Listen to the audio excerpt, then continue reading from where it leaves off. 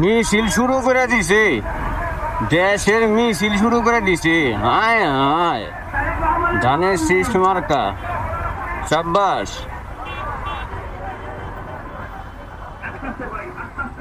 পুরা মিছিল লাগাই দিছে, সেই লেভেলের মিছিল।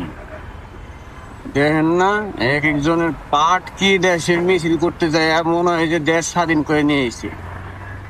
পুরা মনে হয় যে কি জানি একটা খেলা দিচ্ছে, দেশের অনেক বড় একটা বিষয় করে আলাইছে।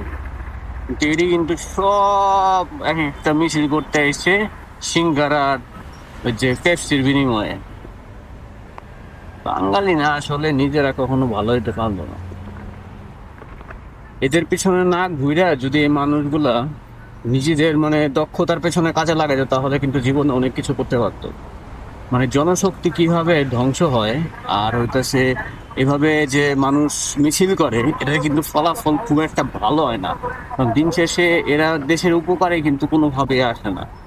আলটিমেটলি যখন একটা ছেলে মিছিলে যাবে, ঝামেলা করবে, গ্যাঞ্জামে জড়াবে, কারোর কোনো লস হবে না। ঠিক আছে, সব লস হইতেছে বাবা মার হবে, তারপরে দেশের হবে।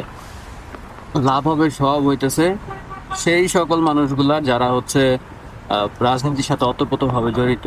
তাদের একটা ডিমান্ডিং পূরণ হবে। বাংলাদেশকে যদি আমরা একটা ভালো জায়গায় নিতে চাই, তাহলে আমাদের প্রথম কাজ হবে হচ্ছে যে দেশের জনশক্তিকে আসলে শক্তিশালী রূপে পরিণত করা। আর এভাবে যত মিছিল চলতে থাকবে, এভাবে জনশক্তি তাদের কর্মঘণ্টা আসলে নষ্ট করবে এই মিছিলের পেছনে। তাতে কিন্তু দেশ শক্তিশালী কখনো হবে না, অর্থনৈতিকভাবে কিন্তু স্বাচ্ছন্দ্য হবে না। সো আমার মনে হয় না যে মানুষকে ভোগান্তি করে তারপরে হচ্ছে দেশের মানুষকে মানে এই ফালতু কাজে ব্যবহার করে দেশকে উন্নত করা পসিবল। তো মিছিল is not the way through which আপনি মনে করেন যে নিজের ক্ষমতা, শক্তি এসব প্রয়োগ করতে পারবেন। এটা একটা ভুল ধারণা বর্তমান সময়ে আমাদের দেশে এবং আমাদের ইন্ডিয়ান সাবকন্টিনেন্টের একটা ভয়ঙ্কর ভুল ধারণা যে আমরা মিছিল করে, মিটিং করে, মানুষকে একসাথে দেখায় জড়ো করে রাস্তায় জ্যাম লাগাই দিয়ে তারপরে হচ্ছে আমি বুঝাবো যে হ্যাঁ আমি অনেক কিছু দেশের জন্য করবো।